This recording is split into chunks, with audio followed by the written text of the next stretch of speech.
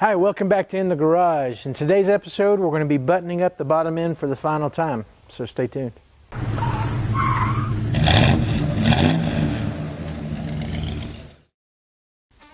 Okay, so the first thing we're going to need to do before we start putting the oil pan and buttoning up the bottom end is we do have one more install to do, and that's our oil pump and pickup.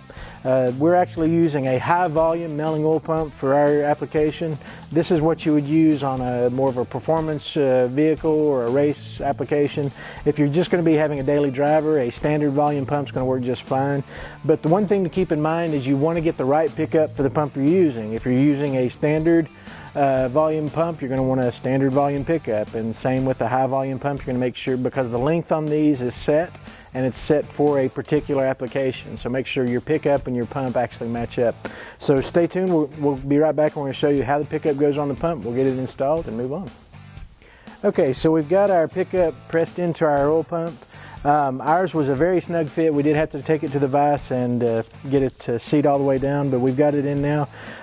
Yours should be snug enough that it obviously takes some work to get it in. If it just slides in and out and doesn't contact in the oil pump at all, you're going to need to find another pickup.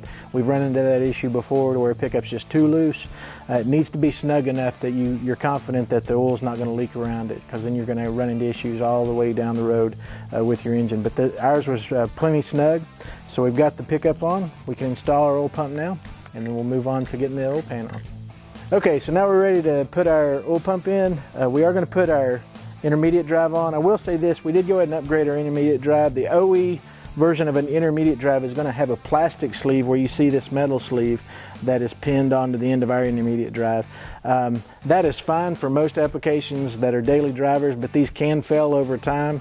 So we did go ahead. It's a cheap upgrade. It's well worth the money to get one that has a pinned steel sleeve on it.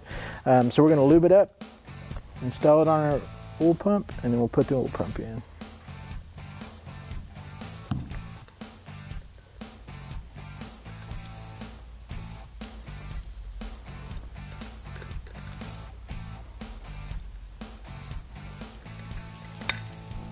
There we go.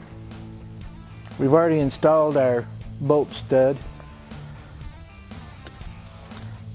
Now when you install the oil pump, it shouldn't take any pressure to get it to seat on these studs on the end cap. It slides right on.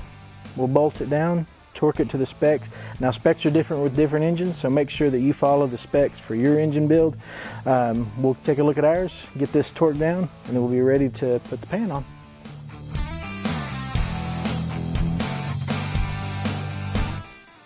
Okay, we've got our ARP stud for our oil pump in. We've got the nut and washer on. Well, again, as we've mentioned before, we do use the ARP lubricant on the stud before we start torquing. It's going to give us the most accurate torque.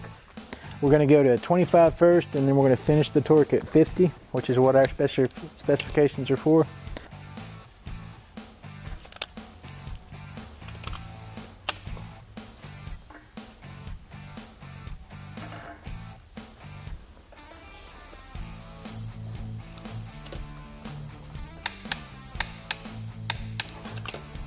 Okay, so now we've got our oil pump installed. We can put our timing cover on, then we'll get the oil gasket on and the oil pan.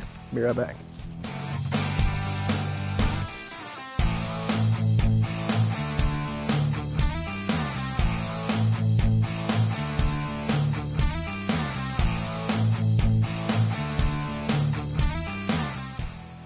Okay, now we're ready to install our timing cover. This is our RPC polished aluminum timing cover that we're going to put on. You'll notice that we used a little high-tack sealant just in a few spots to hold our gasket in position while we're installing this. That just makes it easier to keep from having to fumble around with the gasket while you're trying to line everything up. You'll notice on the engine you've got two dowels here that help you line up the timing cover as you're putting it on. So we're going to line those up with our timing cover, slide it on, and then we'll put all the bolts in.